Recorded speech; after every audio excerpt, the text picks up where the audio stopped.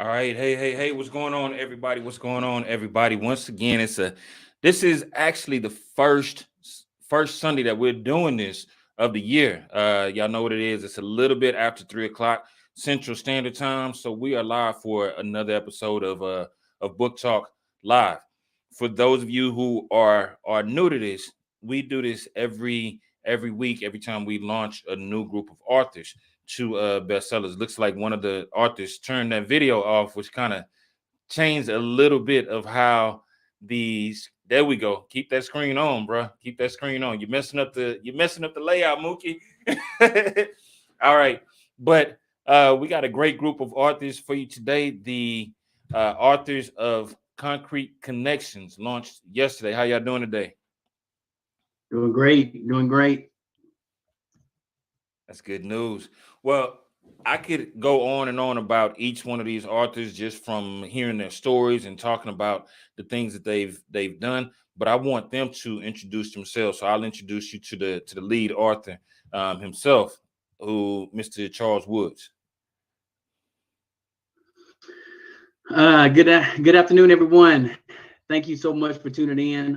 It is a pleasure to be on the show. Thank you, Sugar Ray, for having us, BM Production for having us today from Book Talk Live. We are so excited to be on. We are so excited from the release of our book yesterday. It's just an exciting time, exciting weekend for us. My name is Charles Woods. I am a servant leader, 20 plus years in education, multiple time best-selling author. I'm a family man, and I live a great life every day because I choose to do that. There we go. Chip Baker will be next.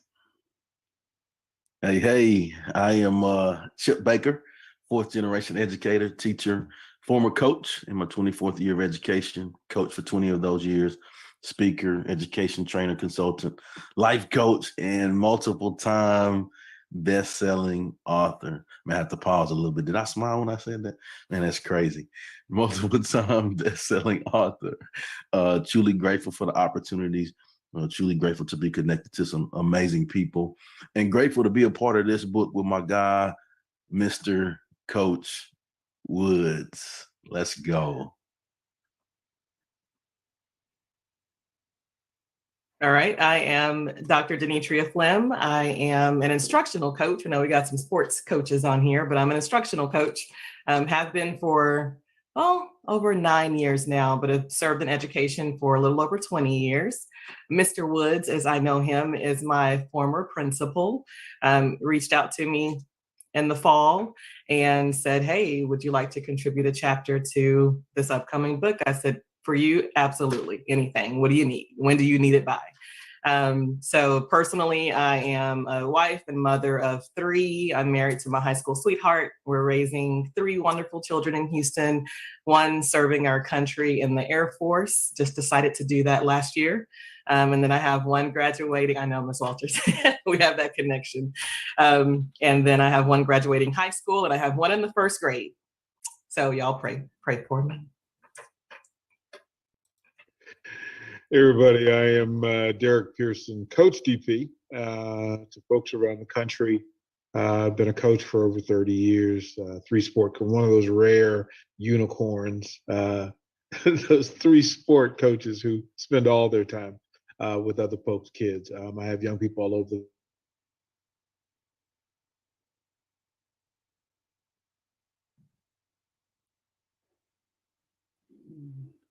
Ooh, I think Coach DP is frozen. So maybe I'll take it from him. I'm going to take the baton. This is Jessica J-Lo Perez. I got to be honest with you, I'm pretty pumped to be here today.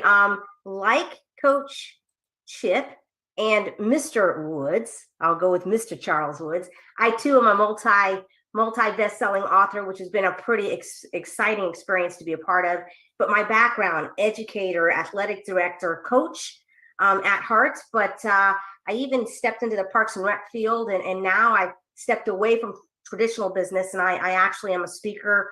I love doing what I do as far as working with people on their health, wellness, and also their leadership abilities. So love what we're doing, and I'm excited to hear more from everyone else here, like I know you are too. So I'll pass the baton on to our next author. It looks like I am next. So always hard to follow Ms. Perez, but I will do my best. I'm Krista Davis. I am a licensed professional therapist. I've worked in inpatient and outpatient settings, and now I work in government programming, but I've pretty much seen all you can see mental health wise, huge advocate for mental health and resiliency. And I share a little bit about that in this current book that we are discussing today. A little bit more about me. I have experienced different things in life that have caused me to rethink relationships, rethink how I approach people in relationships, and some of that will be shared as well. And overall, just super happy to be with this group. I also recently became a bestseller at the end of last year, I think. So I'm super excited to be in that club with you guys. And again, just really happy to share a little bit more about relationships.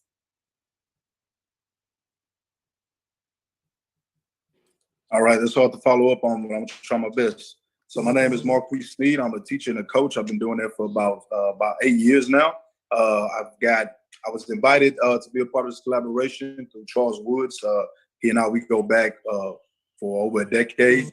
He taught me and coached me back when I was a high school student. And so our relationship, along with Chip Baker, has developed over the past decade into an even greater connection. And so I love what I do. I love teaching. I love giving back. I love servicing kids and helping them develop into the people that they desire to be. And so that's just a little bit of my story. I'm pretty much a product of great people stepping into my life and having an enormous impact. So which I try to give back and show kids the best way to move forward. So that's just a little bit about me. Okay, I believe I'm next. Hello. I am Monica Nisi Earl Washington. I am so glad to be a part of this great project with Charles Wood. I am connected with Charles Wood from BOBM, Mr. Sugar Ray Destin, meeting Charles Wood, and I was so glad to when he asked me to be a part of this project. A little bit about me. I spend my days at the Pentagon Monday through Friday. I am the owner of Nisi Soft and Sweet. I am a mother. I think I'm a cool person. I come into this project where I speak about the importance of a relationship of a mother of a son with disabilities that I had to help mainstream into regular ed. And I just kind of jumped in here and got into the concrete relationship book, building relationships that last. And that's what I speak about a little bit, the importance of the parent and the educator and how it impacts the school, educators, the child, and the mother. That's a boom for me. Well, I guess it's my turn. My name is Mike Calais. I really appreciate being on this panel with you guys.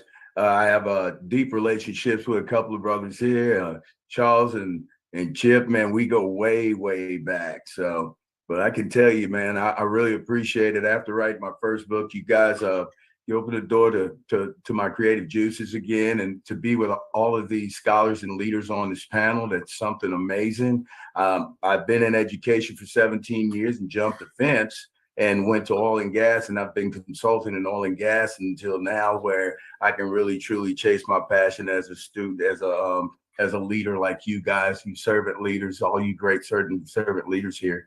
And I'm just looking forward to my chapter also in here. And it's basically a transition from all of the mentors. You become a mentor, then Well, first you have a mentor, you seek a mentor, then you become a mentor. And then next thing you know, down the road, you end up having another mentor because everybody's a forever learner, you know? So looking forward to it.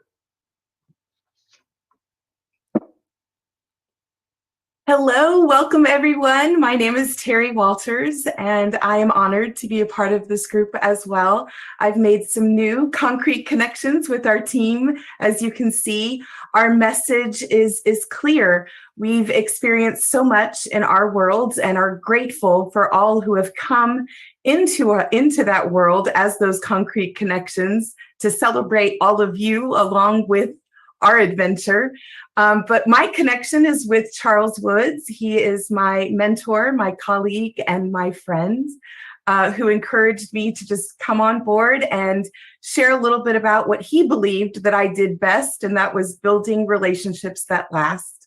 So I have experienced 28 years of being a servant leader in education and administration, and just recently transitioned back into the corporate arena, where I thought that I would have to sacrifice what I loved most, and that was being of service to others. And boy, did I have to lean on those relationships that I had created in the past to really propel me forward into knowing, no, relationships are needed anywhere and for every reason, because we are always, as humans, a work in progress and meant to learn from each other, to grow from each other, to share those experiences. And even though we think that our story may be something that is unique, it's not. When we take that vulnerable moment and step forward to share our glorious highs and our painful lows, that's where those connections are made. That's where learning and healing takes place. And so my chapter explores a little bit about that, and I can't wait to share it with all of you. Yeah, man, that y'all have an amazing, a powerful group of authors, a lot of educators, speakers, coaches in this book that brought a lot of information about why connections are so important. So I want to know from a visionary, how did you come up with the concept of concrete connections? What was the thought behind that? Where did it come from? Well, just like in the subtitle of it, the relationship piece, man, I've always been a relationship type person. Don't have to have everybody like me, or don't have to be in, don't have to have a connection to everybody, but there are connections no matter what. And it's very important to have those positive connections around you, because we don't do anything alone. There's always a team that's helping. There's always somebody that's giving you some type of advice, some type of tutelage. There's somebody that's always aiding you in some form of fashion. And I think through a time that we go through, when you see so much negativity on social media, we always focus on the negative side of things. I think it's time for us to talk about some of those positive things and some of those positive people in our lives that push us forward. That's what brought that vision of talking about the connections, and and just a time to reflect, and it's helped me reflect and see how many people have connected with me and have helped me. Not only have they helped me, but how many other people those individuals have helped as well. Yeah, absolutely. And that's powerful. I can touch on that. Right before the launch yesterday, we always do a pre-launch and then the actual launch. And one thing that touched my heart, work that I did from 2014 to about 2019, when I had youth programs in Austin. One of the young men, I started with him when he was in 6th grade. He called me and said, "Mr. Sugar Ray," he said, "I've been looking for your number." He said, "Are you still doing the programs? Because I want to help you get that program back out there, because it really did help." And it's a conscious decision, like you said, to have those positive relationships, because one of the guys who's not on here, and I was hoping he would be on here so we could kind of embarrass him for his birthday, Vic. Today is Victor Pasano, code name Aaron. It's his birthday. And so happy birthday, shout out. But he always says, the next generation needs leaders that are seriously interested in leading. So I want to know from each of you, because I heard the term mentor, educator, principal, coach so many times on here. What is it that you want the next generation to understand about building those relationships? All right, I'll start off. I'll start it with go ahead, Chip Baker. Let's go, the hot seat. No, I Hot think seat. I think there's lots to that. I think that's loaded. I think regardless of who we are, regardless of where we come from, regardless if we don't feel like we're enough, regardless if we don't feel valuable enough to help, we all can influence and impact in a major way, right? And so your experiences, your environments, your relationships, your actions that you've taken to get you where you are now, there's value in that, right? And so what we have to make sure we do is, I don't know, just strive to find that clarity and then use those things that we learn as gifts for others, right? And so I think when we do that, it strengthens our connections. Everything we do, it adds value. And then it lights us on fire too, because we see that, oh, wait, I can add some value. I can be a blessing to someone else. And it makes it bigger. It makes it bigger than us. And then I think it becomes, which for generations, it becomes infectious and contagious. And those people that we're blessed to be around shares the same mentality and the same heart set too. So I think that's what it is for me. All right. Listen, what do you think about that, Dr. Flynn? Huge. So relationships are huge. That's what I do every day. That's an essential part of my job. But as an instructional coach, I focus mainly on special populations. My focus group are students who are learning the English language. So a lot of my students are new to the country and culture, and a lot of newness that they're having to experience in middle school, which is already a tough time, right? So my job is to support them and build them up, and not just them, but their families. And I also then have to build up the teachers that are charged with educating these children when there's so many, different political views on immigration and different things, language.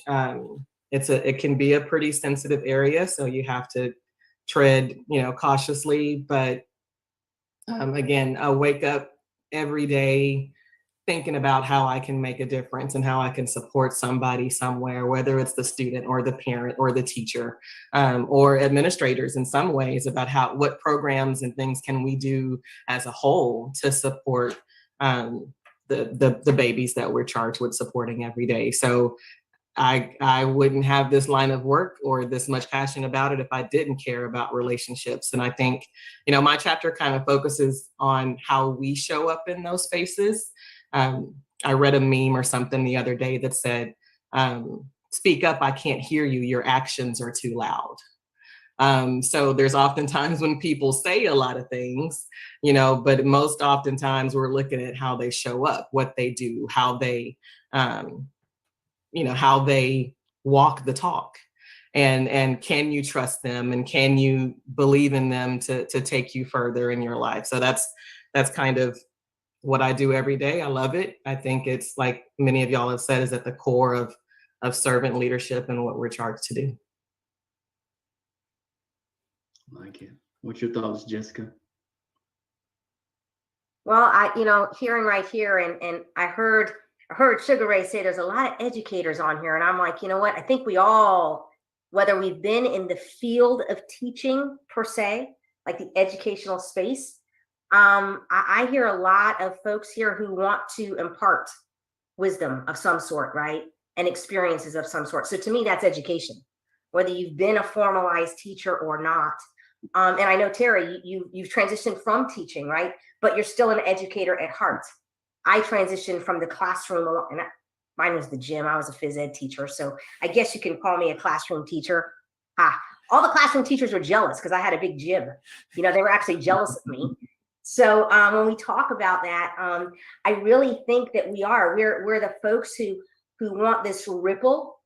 And Sugar Ray, I love the question, like, what do we want for young people? It's a ripple effect, right? That that no matter who you come into contact with or whoever you cross your path in a day, whether you're at the CVS or the Walgreens or the grocery store, you can have a powerful impact. And I love Chip when he says we have impact and influence, because it's both, right? And we can choose it to be a positive space, or we can choose other dynamics too. And we hope that we shift those patterns into more of a positive experience. So yeah, I think it's a really powerful question.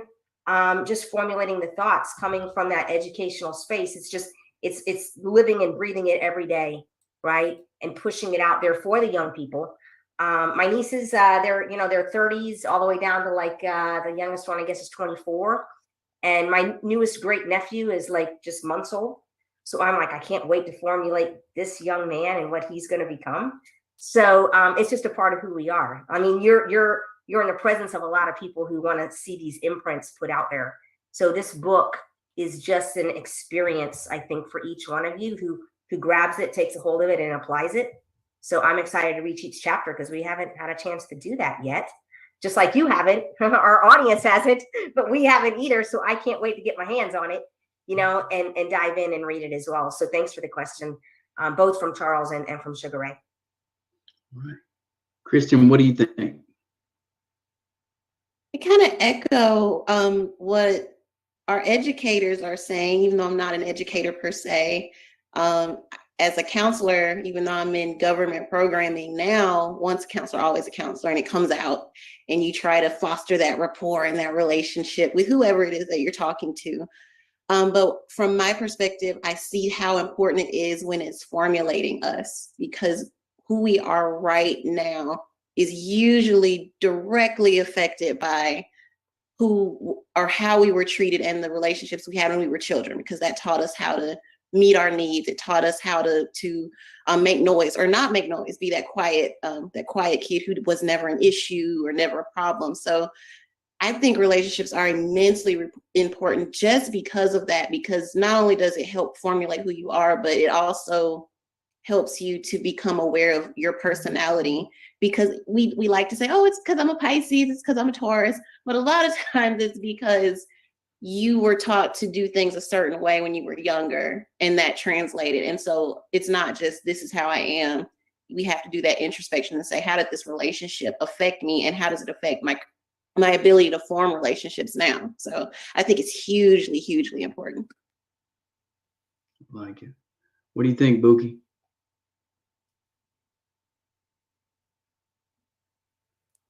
Hey, trying to get my sound on. Man, I think it's I think it goes back to I think this giving back, servicing, I think that's just what we're meant for. Like, I think that's what we're meant to do as people. I'm a example of people stepping into my life and servicing. And so I think for the younger generation, I think when you have an example, I think it raises your expectation on how you should be, how you should conduct yourself, and what you can do with your life. I think naturally we're social creatures, right? We're made for connections, we're made for relationships, and kind of like what I said yesterday, relationships or connections, they're never neutral. I think they're either positive or negative. You're always admitting something, especially when you're around certain people on a day-to-day basis. Either the interaction is going to be positive or negative, and so I think, when we step into it, we try our best to pour in, especially to younger people, I think it shows them, that the measure of a life is his service. I'm really big on that. That was kind of like our graduating motto at Sam Houston State, was the measure of a life is his service, giving back. And when you focus on other people, man, and take the focus off of yourself and give back, it's something about it, it's wonderful to see people grow and develop, and accomplish their goals, the things that they set out for themselves, and to actually, succeed at those things, and knowing that you kind of, you had like a small little, not for yourself, but you gave, and to see that person come out, on top and being successful, it's different, so I think, why do you do what you do is important. And when you set that example day to day, and kids see that, it helps them. It helps them understand. Okay, regardless of whatever they decide to do with their lives, servicing at the end of the day, it's going to bring joy, and it's going to be wonderful. So I think giving back, man, just showing an example is the route to go, and it shows kids that that they can do the same, that they can have an impact on other people's lives. That's my spiel. Miss Nisi. Miss Nisi. Okay, well, for me, I would have to say impactful, positive. It's called connections, building relationships, solid relationships that last. Everybody that's on this project, on this journey, brings something very impactful to this project. And for me, to be able to be labeled with such great authors in this project is just overwhelming for me. Overwhelming of love, overwhelming of joy, overwhelming in so many other things that I don't have time to go down the list and say, because I'm only limited to time, but it is an honor. So I think that when people, come together or say, hey, look down and say, oh, I want to see this book right here. Everybody brings something very positive, and it's impactful, long lasting, something that will stimulate the mind, open up the mind, and open doors. It's a powerful connection, this book, and everybody don't like audio. I know some people, the new generation, but you have some generation be like, no, I want to do the book. Let me get the book. I'm going to get this book. I'm going to read this book. And if they really are readers, I'm going to highlight this. And if it looks like any of the books I've read, it's circled in a whole bunch of different colors and highlighted. It's so many words it's highlighted. I had to go back and rewrite over the book so I can remember what it said. So it brings a lot. We bring a lot. Impact is very, very, very impactful, very enlightening, very positive.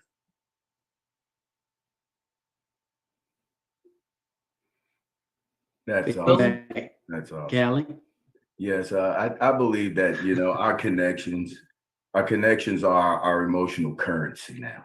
That's what it is. And then everybody talks about the currency of what things are worth. Well, deep relationships, they last, like the relationships we've made here on this panel. And I can tell you that every single one of you guys had something that impacted you in your lives to move you forward to be a servant leader. And by doing that, now you're ready to give forward. Now, just like you said, and I don't know, Miss Perez, J-Lo Perez, yes, you are PE, yes, ma'am, but understand you have a big space, and you not only had to teach all of the females of that school, also you had to teach them how to do their day-to-days. That's the biggest part about it. Instead of the classroom, you're teaching in a gym where you're teaching them their character. It's character building every day. It's teaching them how to deal with conflict resolution, the things that they have to deal with during life. So don't shortchange that, not one bit. But when we're talking about, Marquise, when you said service, that's what we're all about. That's what the strand that runs through this whole panel. I mean, this esteemed group of leaders. I mean, myself, we're at Kappa Alpha Psi, of course, and we're enjoying our J5, but we give back with our Guide Right programs. We make sure that we reach back. Mr. Woods, you can abide by that with my sayings there. And I can tell you guys, it's an honor to be here in this book with you guys. And the things that I did write about were almost linked like chains to every single one of you, because the thin strand between all of us is the gratitude that we have for what we're doing. Thoughts on that, Terry? I actually addressed what I want the younger generation to hear from our message in my chapter. And it's not just about owning our silent struggles, because we have them. It's about understanding that you don't have to be blood in order to be family. and you create your family. It has to be multi-generational. It can't just be made up of your peers that is within your age group that's influencing you. There's value in every generation that came before us and every generation that we are currently in and where we're going to be heading in that future. Because it shapes us, it shapes who we are, it shapes where we're going. So if I had to say something that I want them to hear and to hear clearly, they're going to have to drop their walls long enough to be vulnerable for a tiny moment to accept that you can't take this life journey on your own. It takes a collective to grow you and to refine you and to make you stronger. And even somebody wise enough, like I mentioned in my chapter, there was a point where I lost both of my parents very early in my life. And it doesn't matter how old I get, I think to myself, I need someone adultier than me. You know, I feel that I present myself with a bit of knowledge and a bit of wisdom, but I know even I look to somebody for that advice, that guidance, that love, that support. And I want them to know it's out there, even if it's not readily available in that it's like within your bloodline. There are so many of us that show up every day in every moment that are lending that hand, extending that hand. We're here. So just drop the wall and let that goodness come in, because we're all here as those servant leaders. I love it. I love it. I'm gonna wrap it up. And mine's gonna be short because I think you guys hit a whole lot of it. But when I think about this in the next generation, I think about the kids that I see on the cell phone sitting in the corner. I think about my daughter that does not go out, that does not hang out on a Saturday night. Like at 9 o'clock, she's in the bed, she's on the phone. I think about every kid that I see with their head down, they might bump into something because they're more in tune with what's on the cell phone than anything else. And I want to reiterate to the youth that you're going to have to make connections to make it in this world. You're going to have to make connections, but the key part of it is that you have a choice. You have a choice of what type of connections that you want to make. Like you can, and like Marquis said, like they're going to be negative. There's no in between. They're negative or they're positive connections. You have a choice of who you want to allow in your life and have an impact on you. So I want the younger generation to realize that you cannot do anything by yourself. You can't constantly keep just moving through life, just tit for tat. You got to make connections. You got to be social with people. You got to learn how to talk and speak to people. You got to learn how to present yourself in front of people. So just make those connections and you have a choice. Take advantage of those. Hey, those are all good responses and good advice. And I know y'all are like, wait a minute, why did he just ask about the younger generation? This is a group of I ain't gonna say seniors. Yeah. I see the faces like, wait, what you trying to say? You trying to call us old? No, we all have a little bit of seasoning with us. And so, but I wanted to touch those youngsters as well before we jump into the next phase, which is going into the chapters individually. Talk a little bit about your chapters and the impact that you all have had in your lives, because these are some amazing stories. One even had a dedication directly to another author in the book. Y'all will hear a little bit about that after we take a quick commercial break. We'll be back in about 2 and 2. It's actually about a 3-minute commercial. We'll be right back. If I can just keep it just all the way, just 100 with you. Like for me, BOBM, this is the company that helped me to take what was, how can I put it? What was just an idea, right, in my mind. And it sounded good when I said it to my students that, hey, I'm going to write a book. But then allow that to now become something that's not just realized. I've not only wrote one book, but I've written 4 books. This will be the 5th book that I've either wrote or helped to write. 3 of those have become #1 bestsellers, 2 Amazon bestsellers, and 1 of them is international bestseller. And I'm just saying, like, if it wasn't for BOBM, and not just the publishing side and the writing the book side, but I'm talking about the coaching, right? Helping me to understand that, you know what, this isn't just pages that are collected and put into a book. No, this right here is a whole business, something that can generate multiple streams of income. And that's exactly what it's done for me. It's opened up the doors for speaking opportunities, opened up the doors for me to earn revenue off of the book sales, off of courses that I've created based on the book, leadership development programs school-based programs that I put together based around this book right here, right? And so it's allowed me to bring in a community of fathers, right, and help build up fathers. And so this thing has done numbers for me, for my family, and for the community that I serve. And so BOBM is nothing short of amazing. My coach, Sugar Ray Destin Jr., like, for real, like, he is the real deal. And so I'm more than grateful to have crossed paths and continue to do work with BOBM.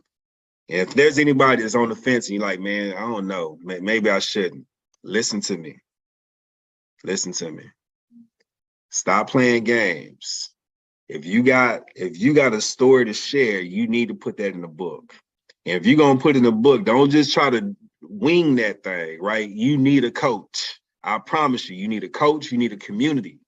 You need somebody that has a proven track record, right? That's going to get your book positioned the right way in the marketplace. And that's none other than Sugar Ray Destin Jr. And his team.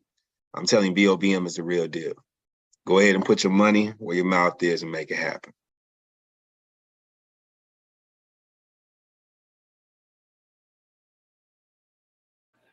Hey, speaking of connections, met that guy at a conference before we even started publishing books, and we both stood up because at the time we were doing youth programs. He still has an amazing program all over Central Texas that works with youth, speaks across the country, helping them to achieve their goals. And has his program is called The Size of a Man, Daryl W. Thomas. So if you haven't, definitely check him out. He was one of the first authors that we published. And since then, he's become a 2-time international best-selling author, I think a 5-time #1 best-selling author, and is doing numbers in the community. So connection. It started with, like Chip said, to be an author or a publisher. I didn't know no authors when I first started this journey. I promise y'all, I didn't. Now at least 300 plus people can say, hey, I work with that guy and his company and his team, and we are now bestsellers. So it's all about connection. It's all about building those relationships and continuing to don't just build the relationship once. Continue building that relationship, continue nurturing it, and continue growing. That's what these authors today are here for. That's what these artists today are here for, is talking about the power of relationships, the power of connections. And what better stone, as Masons call it, than concrete, right? I see a smile on that face. So with that being said, you know, we already talked about what inspired the visionary author, Mr. Charles Woods, to come up with the concept. But I want to hear a little bit more from each author. Like, what is your chapter about? And I know at least one or two are going to get emotional as they start talking, because their chapters are very pointed and dedicated to some amazing people in their lives as well. So we're going to start it off with the one and only Chip Baker. All right, man. So good. It's great to hear everybody's nuggets that they're dropping. I got a bunch of notes that's helping me learn. So thank y'all for that. But man, my chapter is concrete connections are powerful. And I don't know, I think concrete connections are the power, or like a power source, right? And the relationships that we have in our lives, they help us achieve our maximum potential. And we achieve our maximum potential because we're connected to the power source, which is the concrete connections, right? And so in my chapter, I just talk about strategies that help us stay connected to the source, which is the concrete connections, and you know, describe how it's powerful. And I like to share a quote that I have, and it's, relationships are the bridge to our everlasting impact. I'm gonna give you that one again. Relationships are the bridge to our everlasting impact. And so, like, we, you know, each one of us, we have some value, right? And we can, you know, add some value. But when we get connected to other people, oh man, the value that we add, it multiplies. So multiplication is better than addition, right? And so concrete connections are powerful, and that's what my chapter is about. Love it. What you got, Dr. Flem? All right. I was thinking while I was listening, taking notes too. But I didn't mention this in my book, but my book does deal a lot with just integrity and character and being responsible for how you show up in situations. And my husband and I mentioned we're high school sweethearts, but we didn't stay together that whole time. We met in high school, dated, and then came back together later in life. And one thing that he mentioned to me that stood out, he was like, "You're still the same." He's like, I trust you. You're still the same girl I fell in love with when I was 14. You know, and that's huge to me because I know, right? That's huge to me because I think so many people, again, want to talk the talk and don't really pay enough attention to walking the walk. So my chapter focuses on 3 things that I try to do in my professional relationships. The title is Fostering Positive Professional Relationships. And they're tied to, again, my character and integrity and how I try to show up in situations. And I guided around 3 principles. The first principle is professionals behave as they must, not as they feel. I think a lot of times people talk about keeping it real and, you know, being guided by their emotions, and that may not always be the best way to go. You know, when we are professionals, there is I don't want to say face, but there is a responsibility that you have to show up for people in a certain way. So I'm driven by that. The second principle is always under promising and over delivering, never the opposite. I think it's tempting for us to get in a situation and promise people the world, and then we don't know how we're going to do it, or we can't do it.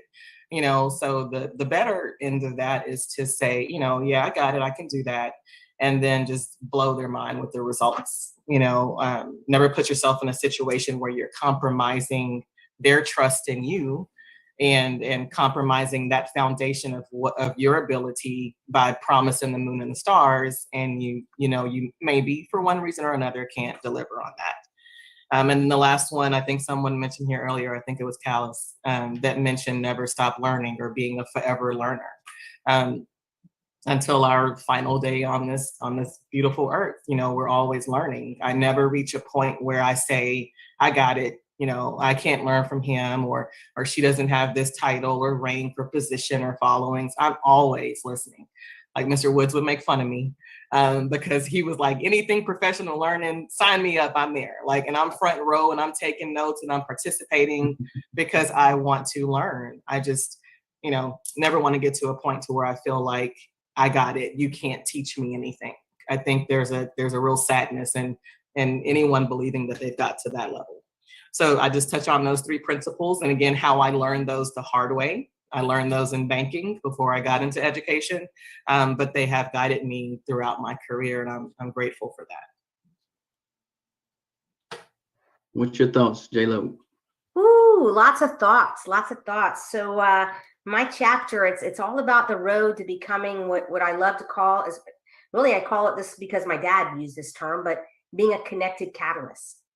And yeah, it's kind of dedicated to my dad, I guess, and my family, because at the end of the day, they were the first people in my space that really were connected to a community, whether it was in sport, business, life, it was all about connections. And I start off my chapter with a quote that my dad used to say. It was, I got a guy, I know somebody who can do this. That was his terms. And as a kid, you didn't quite understand it, but as an adult, I'm like, my dad had a guy for everybody. He had a friend, somebody he knew. And when he said guy, it was interchangeable, female or male, right? It didn't matter. Back then, there was no all this gender conversation. It was just a person, right, that he knew that could help you move from whatever point you wanted to get to the next point in your space. Whether it was to fix your car, go to a restaurant, it didn't matter. We were just like this. It was a community that was completely connected. The most connected person I've ever met was my dad. And he's been gone 30 years, and yet I still have those same connections in my space. My dad's connections are still mine. And I could still pick up the phone and make a connection if I needed to for real estate or business or government or whatever. And it was all through these connections. And so when we talk about a road and what does it look like for you, it was a path and a journey for me that started when I was a kid, that has continued into my life as an adult, and being a networker and understanding the power of networking and what does that even sound or look like. And yes, we're networked right now, like we're connected in this space, in this moment. But this broadcast is going to connect us all across the world. Like, how cool is that? Like, my dad didn't have that when 30 years ago, there wasn't that connection, but now there is. And so thank you, Sugar Ray, because this is huge and awesome, right? And thank you, Charles, for giving us this opportunity. But that is really what the meat of the chapter that I wrote. It's about 3 different experiences in sport. I was an athlete first. I didn't say this, but the J-Lo comes to me because, 4'11", shortest J-Lo you've ever met, Jessica Lowe, right? So I was a multi-sport athlete, okay? And yes, I've coached everything from females to males to you name it. I've coached every age group you could think of, because it doesn't matter the size of the athlete as much as what's in their heart. And it's all because a connection created this catalytic kind of atmosphere within myself, right? So that's it. We're heart-centered. I think everyone here is a heart-centered leader, and I'm excited to be a part of that. So that's really what my journey and my chapter is about, is walking that journey and how you can take those experiences and those connections that maybe happened 30 years ago or 20 years ago or when you were 5, and how to call back on them when you most need them. And that's, I think, what we want to share with our young people, let alone people of my own age, or my mom who's 85 years old and still making connections at 85. Like, what? So that's the power of what this book can be. So get it in your hands right away, because it's going to be a hot one. I can tell you that. Bestseller number whatever. That's what we all are. So we're excited to be a part of this journey with you, Charles. So thanks for giving us the opportunity. Thank you. Kristen, give us a sneak peek of your chapter. Certainly. So I touched on it a little bit earlier, but a lot of my chapter is centered on something that a lot of people don't want to do, and it's work. A lot of people do not want to do that work that is required to really understand the part that you play in relationships of all sorts. My brother was murdered about 2 years ago, and while horribly sad, really, horrible experience. The therapist had to go to therapy. It's just like teachers and teaching, like it's the same concept in doctors and other doctors. We don't want to go. We're like, I have the tools to fix this. I can do it myself. And I could not, spoiler alert, I could not do the work myself. So I went in, and that was where I actually started to do a lot of the inner child work that I talk about in that chapter, and just understand why I'm responding to things now in the way that I did. And it caused me to rethink a lot of relationships, work-wise, personal-wise, because I had to reevaluate what purpose everything was serving and why I also felt the way I felt about people in my life. So sometimes it is other people, but sometimes it's you, and you have to be able to be okay with that. And now it seems like a lot of people don't want to come to that realization that, hey, it might be me. Even though I went through something, or I'm going through something, or this happened, it's not always me being the victim. Sometimes I am perpetrating something. Sometimes I learned a really bad behavior pattern and I need to unlearn it. And so that's kind of what the chapter hits on, unlearning the things that you learn that are not good for you, but also keeping a lot of the good stuff that we learned, because we know nothing's perfect. So we learned some great stuff when we were younger, and we learned some not so great stuff when we were younger. Doesn't make anyone good or bad. It's just a part of life. So in me going back into therapy as a therapist and relearning a lot of these concepts that I knew, but it's always different when someone else is telling you, that kind of opened my eyes to the way that I accept relationships, the way I interact in my own relationships, and how to make those relationships better. All right. Buki, what's your thoughts? Give us a little sneak peek of your chapter. All right, y'all got me? Okay, all right.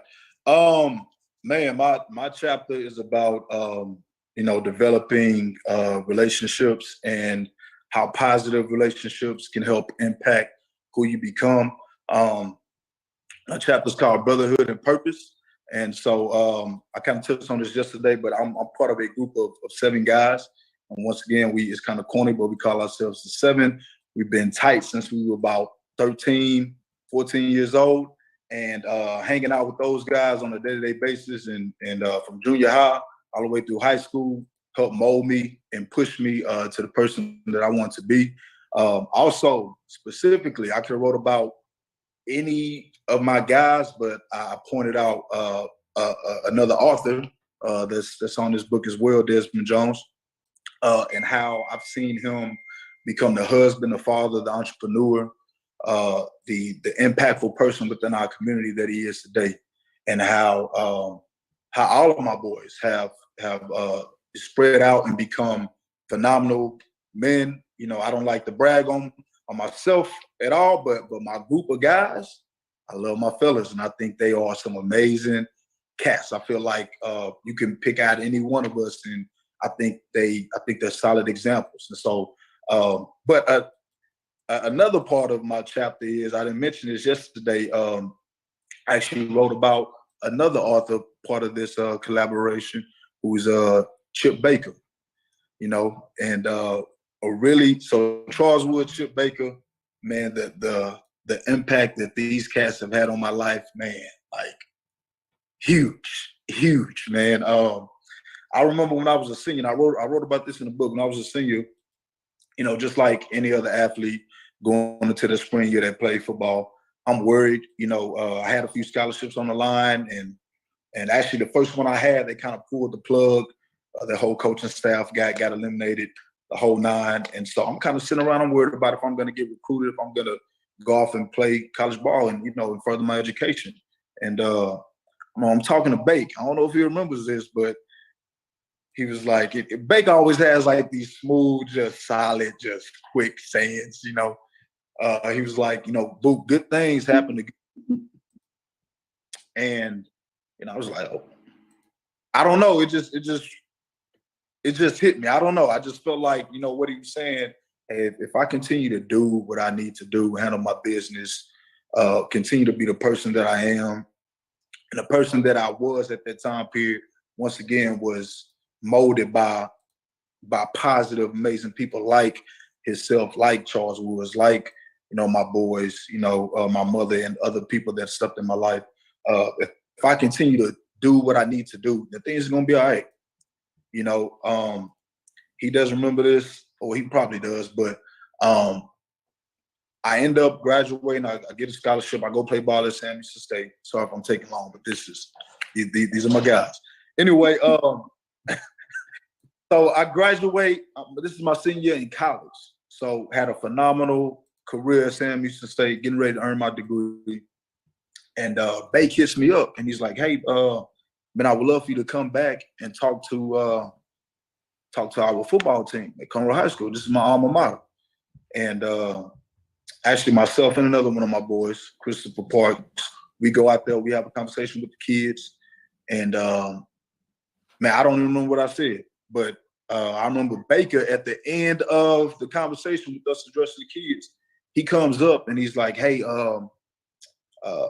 Coach Walker, the head football coach of Conroe High School at that time, Baker says, hey, if you ever decide to get into coaching and teaching, Coach Walker says that you have a spot here, like you have a job." So I walked out of there like my first job off. I wasn't even trying. But I say that to say this, that, you know, I'm going to quote Baker because he said something really dope early on. He said, relationships are the bridge of our everlasting impact. You know, it's not, you know, we always hear that phrase, it's not what you know, but who you know. And sometimes we think about, you know, how that quote can open up doors professionally. And definitely enough, that conversation, that opportunity did open doors for me professionally. But I think that latter part, you know, is key as well. You know, it's not what you know, but who you know. That who you know can definitely influence who you become. You know what I'm saying? So because of who he is, who he was, and Charles Woods, who they were and who they are today, I wanted to coach and teach because I saw the example, like day in and day out. You know, Coach Woods wanted to put me in a headlock every single day. You know, the way he cared for my fellas, the way he coached us, the way I saw Chip Baker coach and teach, you could tell it was more than just ball for them cats. And that impacted me to where, hey, I decided that I wanted to live my life in servitude because once again, I had the example. So, and I'm grateful for Chip because that opportunity allowed me to go back to my old high school to coach some of my family members, some of my friends that I graduated high school with, some of their family members, because of that opportunity, because of that everlasting relationship, you know, that connection over time helped me give back to my community, something that I was designed to do. So, man, I'm forever grateful for Chip, for Woods, for my boys. So, because of who they are, man, it's allowed me to definitely develop and strive to become better every single day and to try to make an impact, you know, on the people that I have the opportunity to see every single day. That's students, that's athletes. So I just try to do my best because I know they did their best. So that's my spiel. Let's go, Buki. Hey, you the man. Let's go. I hear you, Boog. Man, it's always good to see the kids that cross your path and watch to see them be successful, man. It's been an honor to watch him as a kid. It continues to be an honor to watch him as a young man be the man he is. He is a great, great young man. Ms. Nisi, what you got from your chapter? I'm supposed to come behind Buki. So my chapter, I speak about the importance of the parent and the educator. It's very important for the parent to have a positive relationship with the educator. And for me, it was a little different because I ran into the doors of special education, and it kind of started a little bit because my son came a little early, 6 months actually, and you know, through inappropriate medical care. Well, at first I was just greeted with all these different medical things, and I was like, okay, you know, young, I can deal with that. Doctors can fix that, you know. So then, right going into his first year, there were milestones that my son was not meeting.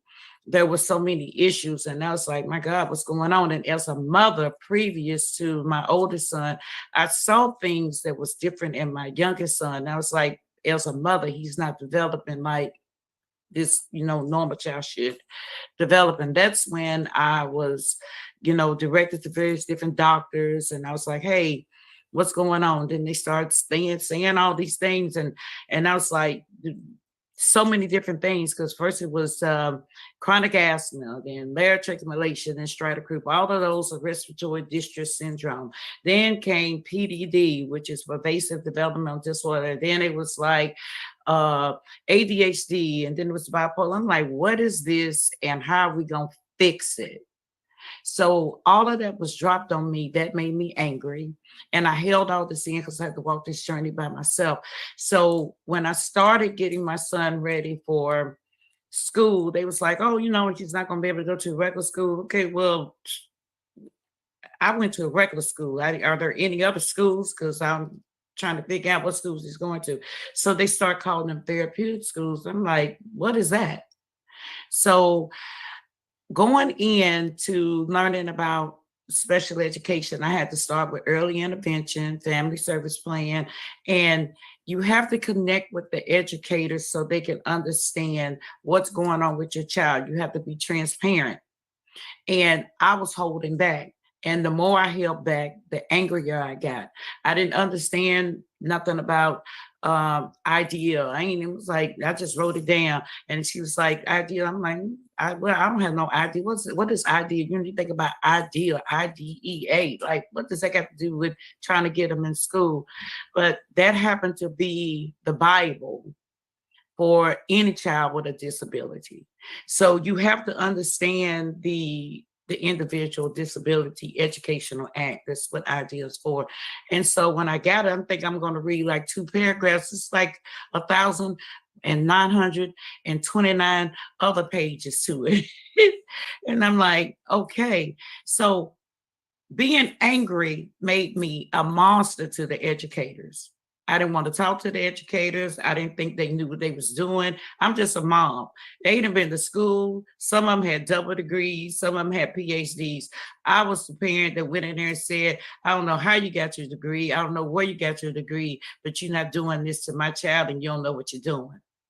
It wasn't until I had to self-educate to understand that I needed to collaborate with the medical team and I need to be transparent and bring it to the school. And then because the medication got to come into the school, because if I don't bring the medication to the school, then I'm going to have an issue with the state because now I'm not in compliance.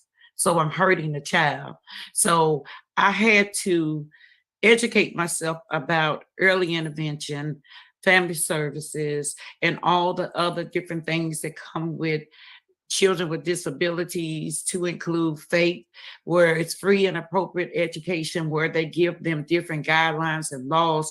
And when I understood and fully read IDEA, I'm like, oh, they can't do nothing because according to this, the federal government says that y'all got to do this, this, this, and this for my child. But I was cocky, and I heard Dr. Flem said, how you show up is vital. I showed up tacky. I had no integrity, and I didn't want to take responsibility for what I should have taken responsibility for, which was self-educating myself to help my son so he would be able to flourish. But after I started educating myself, and of course, I was put out a couple of schools as a parent. Sometimes when they would have the IEP meetings, which is very vital, that's a very vital document of how they're going to process your son. When there were times that I wasn't allowed to come to the school, that's when they would put you in another room and you had to you'd be on the speakerphone because I was aggressive, I was hostile, I was mad, about so much. And after I started self-educating myself about my son's disability and what I needed to know for my son to flourish, I started mending my relationships with the educators. I started mending my relationship with medical teams that were often pushing me away, or like saying, we need you to stay right here. We're going to take your child here. That made me angry. But after I educated myself of how to learn how to help my son flourish in the school system, things began to open up for my son. And not only did they open up for my son, I learned to write the IEP to accommodate my son's need. I learned to write the IEP to help mainstream him out of special ed to regular ed. I kept him in the system a little bit longer, but it wasn't until I moved myself out the way and started self-educating. My chapter in this book, I want parents to take away that it's okay to say, I don't understand. It's okay if you ask the teachers for a little bit more guidance. It's okay if you want to do a one-on-one. That's what they're actually there for. So instead of being in the unknown, being upset, being angry, and it not only harms the child, but it also causes health issues because you got all this anger inside. You got to be able to open up and you got to be transparent, but you have to self-educate because teachers have a lot of power. Educators have a lot of power. And what I was doing is I was breaking doors down. I wasn't building. Nobody wanted to deal with me. It's not that they could not deal with my child because by law they had to, but there were a lot of things, that they needed me as the parent to do for my child to build a good IEP, which is a standard form where they put everything in position for your child's short and long-term goals. I was breaking it down because I was so angry and I was aggressive and I was hostile and I was disrespectful to the teachers, to the educators. And then I was taking it back to the doctors. And then I'm like, oh, y'all don't know what y'all doing either. I don't even know where y'all got your doctor's degree. Where'd you get it from? And I wrote it. I wrote it in letters. And I sent it to the Board of Education. I sent it to the medical staff. Basically, they had already figured out, like, it's me. Mom is, it's her, because how do you tell a doctor that's been to school all these years that they're not qualified? How you tell a doctor that they don't know what they're doing? I did that. How you tell a teacher that's got like a BA or a BS and a master's and a PhD that she got it at Walmart? I wrote that in letters to educators. I did that. I was angry. But once I went back and mended it, then doors started opening up and they would say, hey, let me help you. Take this here. And then they started putting them in extra programs. And then I would say, hey, you trying to do this. So they started opening doors. And that's how I was able to get my son into a position to graduate a little bit longer. It took him a little bit longer, but I was able to mainstream him with a diploma. Didn't say special education and left a little bit of room on the IEP to get him a trade and got him to graduate out of a trade school. But I need people to understand that the parent is just as important. Please don't go to the school and be disrespectful. The teachers have a code. There's a code of conduct. They have meetings. And they're going to be limited on what they're going to say to you. As much as they want to hurt, so as much as they want to help you, they may even have tears in their eyes standing before you, but they're already been informed by their superior of what they can do. Because I was a parent that took little things out of anything they said. I just made a big thing of it. And so I became known in the board, in the school system, and the Board of Education as that parent. Here she comes. So it is difficult if you don't want to move yourself out the way. You can hurt your child. You can miss a lot of things. So it is important that that the parents establish a solid relationship with the educators. So and the medical team, for my case, for my son, and what I was dealing with, because he had various different disabilities, and he took 13 medications from newborn up until his 18th year of life. And it wasn't until I was able to let that go and self-educate myself and learning how to do things to help my son progress and flourish, and me in relationships. And a lot of teachers and the educators, they're my friends today, but they were not my friends many years ago. So it is important because there's no way that you get through life. Everybody has to come through an educator. I don't care what they do, celebrities, doctors, lawyers. I don't care if you just gonna do a blue collar job. You still have to now go to high school now to almost really get a job at McDonald's. You're gonna run into an educator. Somebody in the education field plays a major role in your life. And I was killing the road and I was breaking the bridges. So if they take away from my book, they'll understand that please don't show up anyway. How you show up, as Dr. Clem say, is vital.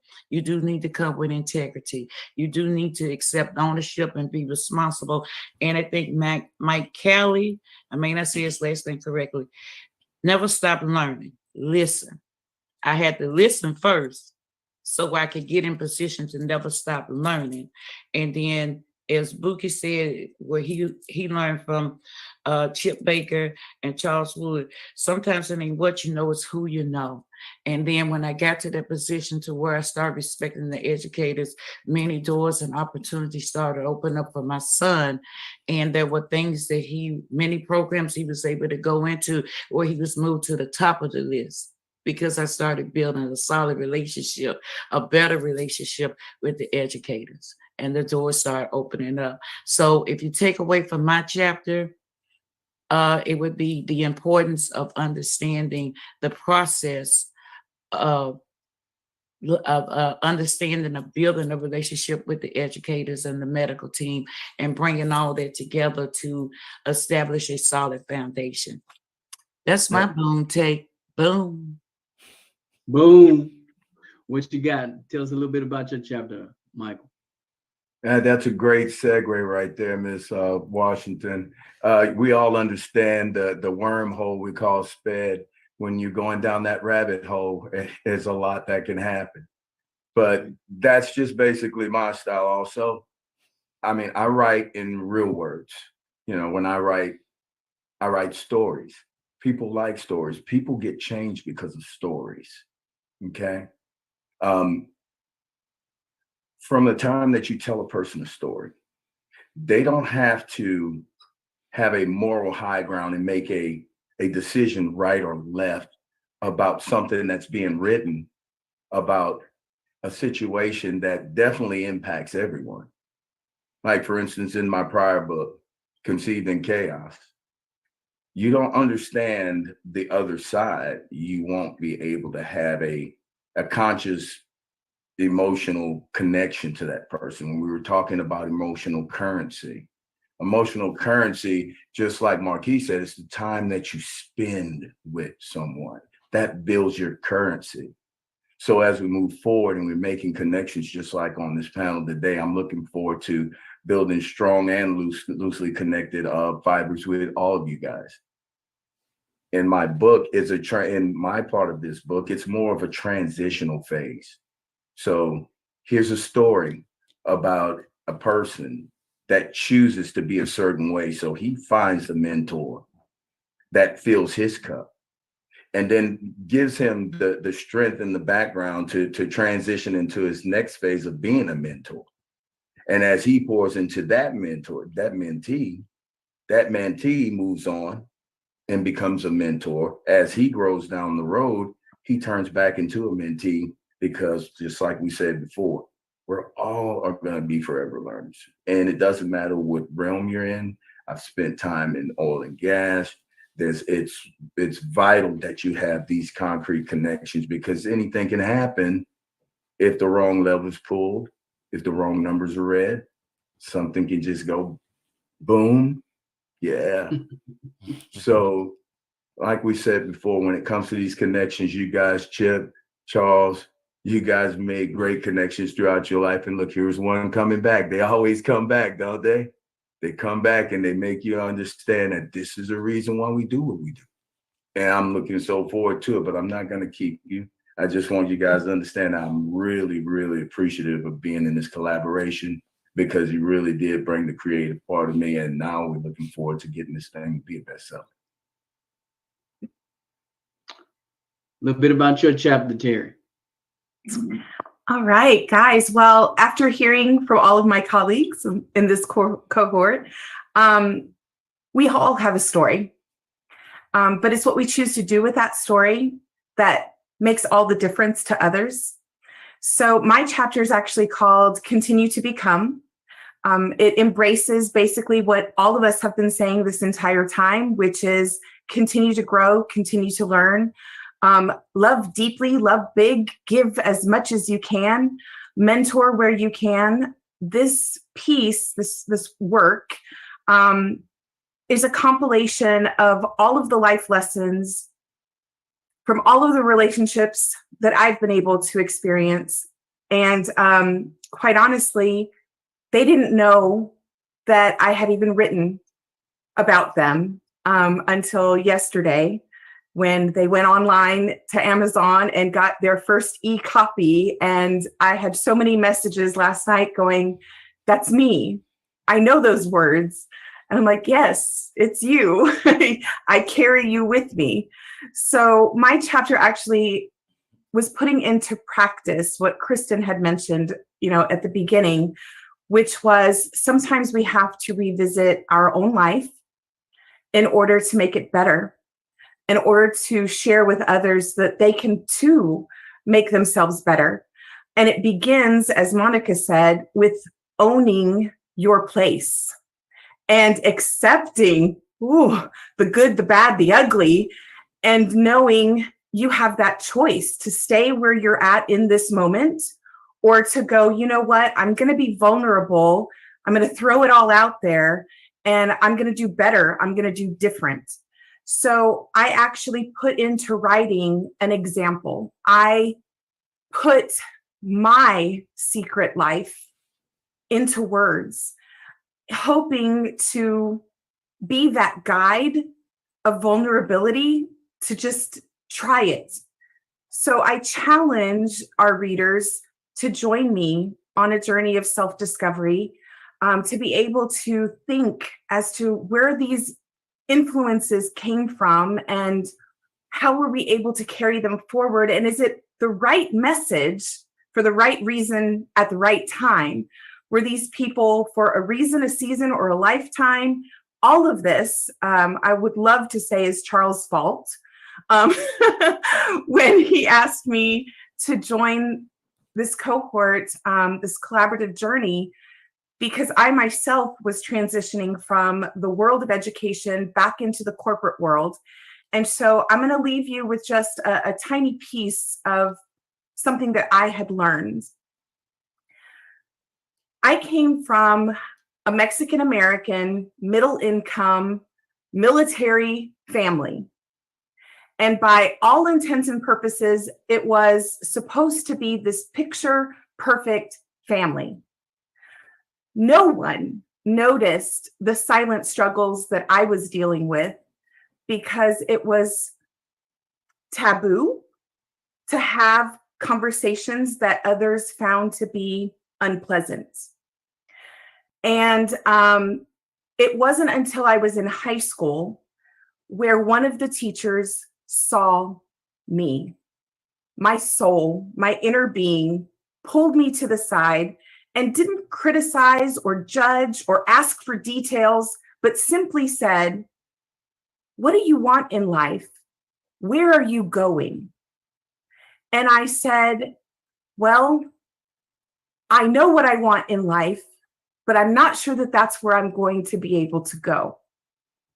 And her response to me was, "Why not?" And I said, "Well, I come from a traditional Hispanic family. My mother believes that once you have your high school diploma, it's more than enough.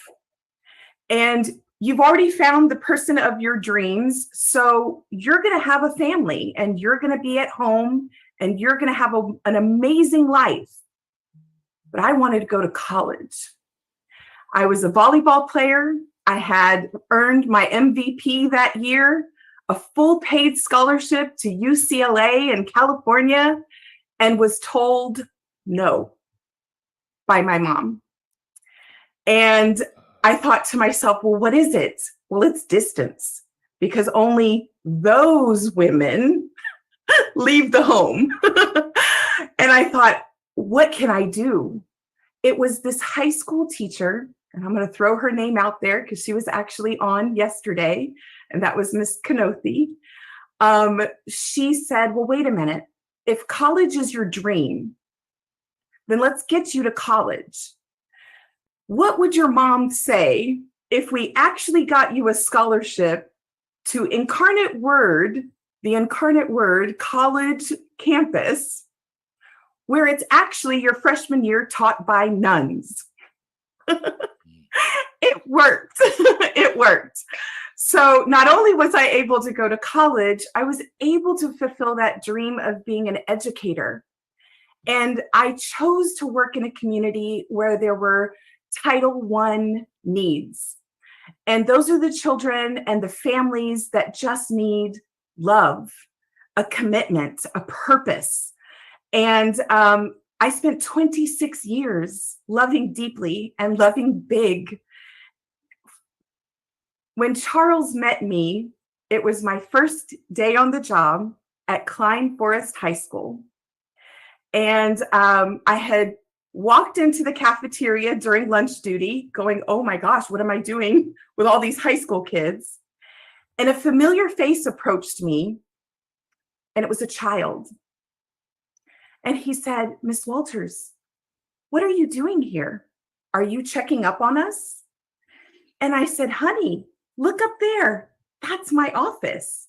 And he said, you did it. You became an administrator. That was your dream. That's exciting. Well, I have a part of a celebration for you too. Follow me. Mind you, day one, we entered into a different room inside that cafeteria. And all of my students from 5th grade were seated together at the table. I cried in that moment, and they said, why are you so upset? I said, no, I'm not upset. How did y'all stay together this whole time? And she goes, well, don't you remember? You told us that we were a family. You said that if we stayed together and carried each other to the finish line, we would make it, all of us. So we did. And they each went around the table celebrating their accomplishments, that they had been in the top 10%. And truly, a few short years later, I was able to stay with them. I was at the foot of the aisle when they went to cross that graduation stage. I got to hug every single one of them, tell them how much I loved them, how much I appreciated them. But let me say this, just like that little pack of 7 that y'all stay together, this was a pack of 23. And they made a commitment to each other in that year from what they heard from me and my heart. And that, for everything that I've done since, is why we do what we do. It's why we've written these chapters. It's because we know what we have put out there. What we reap is what we will sow. And we're constantly reminded by each other that what we do matters, and our message matters, and our story matters. So my chapter concludes with challenging every reader to share their story, to find meaning and purpose and heart behind it, to mentor, mentor, mentor, and to continue to become. Ooh, man, all of these chapters, boy, I have skimmed over them because they have been in front of me, but you better believe I'm going to dive deep in the digital copy before I even get the hard copy. I can't say it enough how much I appreciate each and every one of you, Christian, Nisi, Terry, being vulnerable with your stories, everybody with your powerful stories that you have in here.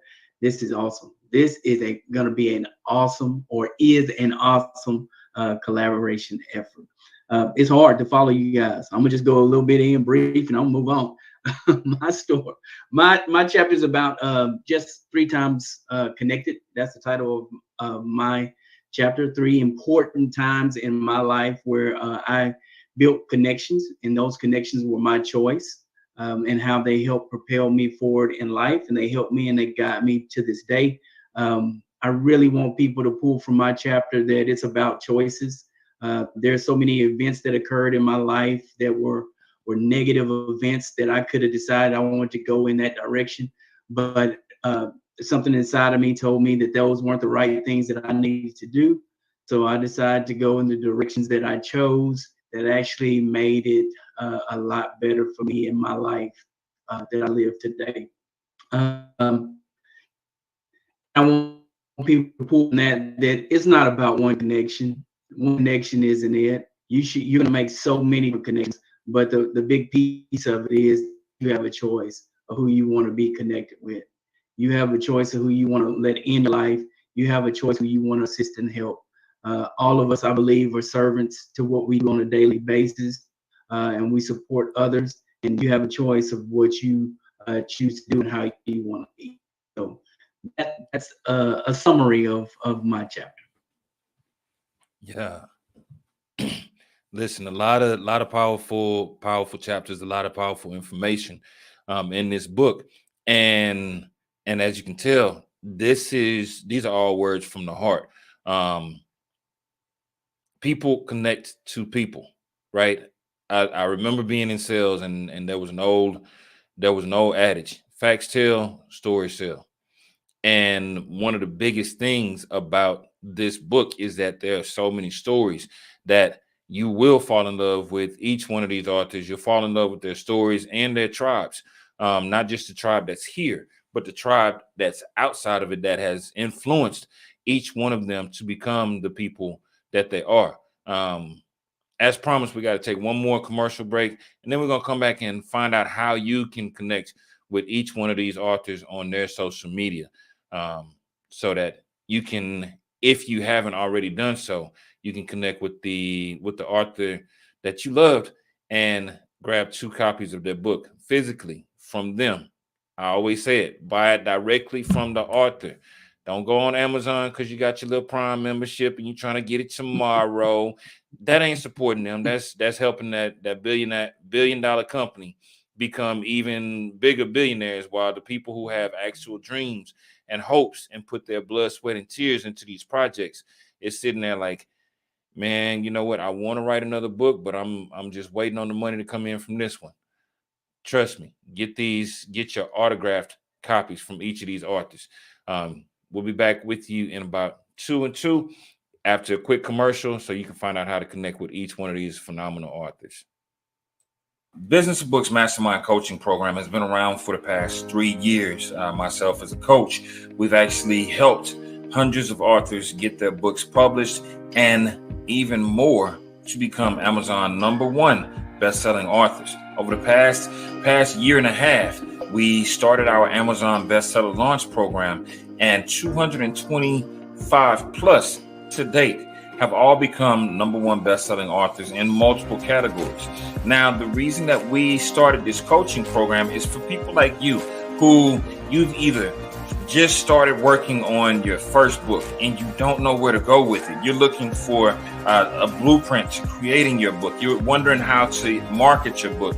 You're wondering about how to connect with your audience. And most importantly, how am I going to sell this book and create income from it? These are all things that we teach you inside of 90 Days to Bestseller. The reason that this program is relevant to you is because you want to write that book and you want to be successful. Now that person may not be you. Here's the opposite. You've already written your book and you want to relaunch it as a bestseller. Been there, done that. My first book, I actually changed the cover twice for that exact same reason. The first cover, I loved it. But for some reason, after a while, it got stale. It was sitting on the shelf. So I created my own cover. Bad idea, right? The reason that it was a bad idea is because it looked like somebody was creating a network marketing flyer for my book. Went back and let a professional do it. Keyword, professional. Once that professional got their hands on my book, changed the book cover, it created a completely different vibe for my book. And here's what we've done as a result. From that change, from those slight changes, having a professional designer, going and hiring a professional editor, that book has actually launched a career for me that has taken me around the globe. And when I say around the globe, I've spoken at places all across the country and even done a few virtual international workshops here in the past few months. Now, for you, we can show you the exact same thing. We have the blueprint, we have the tools, we have the system that will work to help you get your book published and launched as an Amazon bestseller. Now, how long does it take? Typically, it takes us about 90 days. We're not going to tell you that it's going to be overnight. We're not going to tell you that it's going to be easy, but we will tell you that we have a blueprint that works, and you should be next.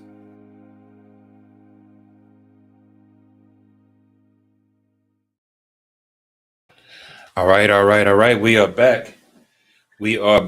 Listen, if you thought about writing your book, I gotta tap myself on the shoulder and my company real quick, right? They say if you don't promote yourself, nobody else will. If you are thinking about writing your book, if you've thought about it and you have tried to go it alone, my first book took me 5 years, literally, because I was doing it by myself. The team here at BOBM is phenomenal, has done some amazing work, and will help you get your book out if you've thought about it.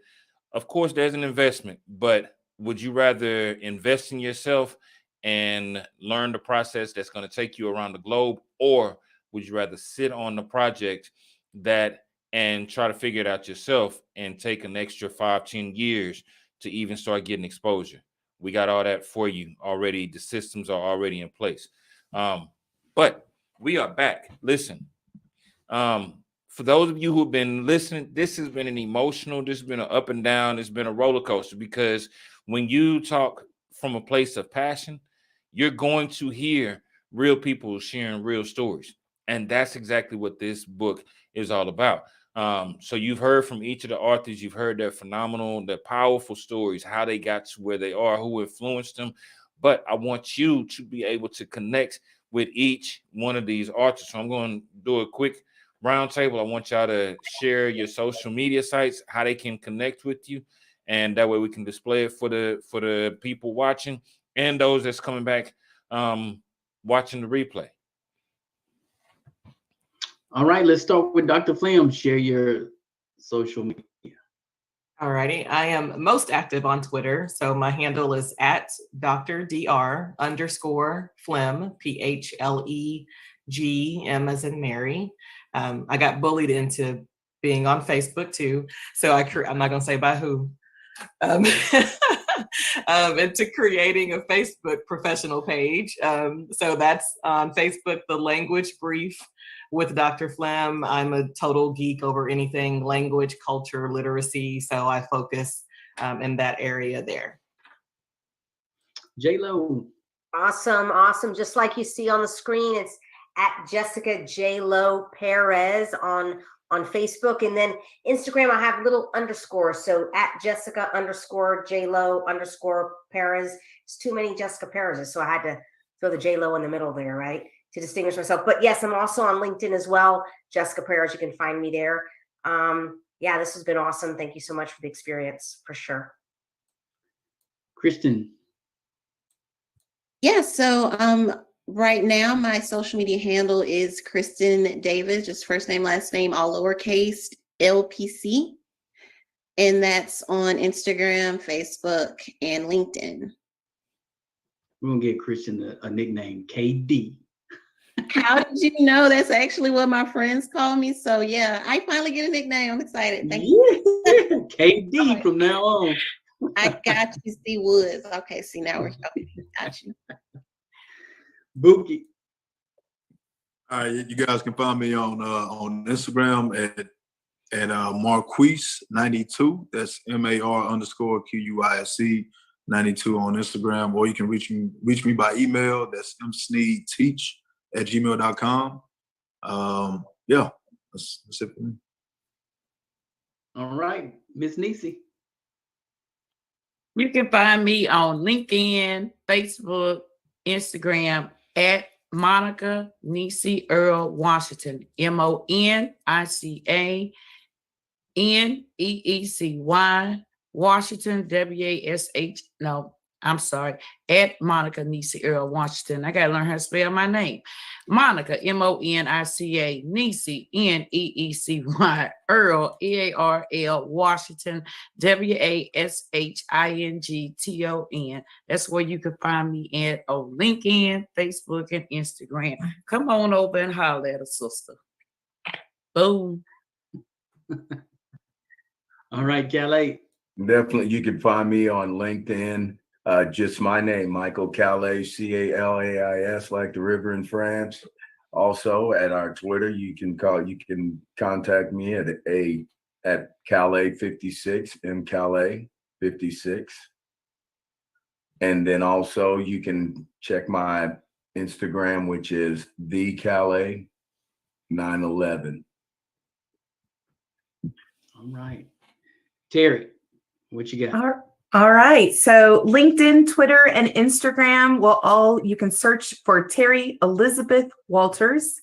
Facebook, I'm a little incognito. It's Terry Elizabeth, but most of my friends are able to search for me even under my maiden name, last name Rodriguez. But for all of my Facebook social media, it's Terry Walters. All right. I'm gonna reiterate what Sugar Ray said. Please, please, please connect with your author of your choice and purchase the book through their social media. Go to their social media. They got some great things going on their social media. Please connect with them through their social media, and you get an autographed copy when you order it from them.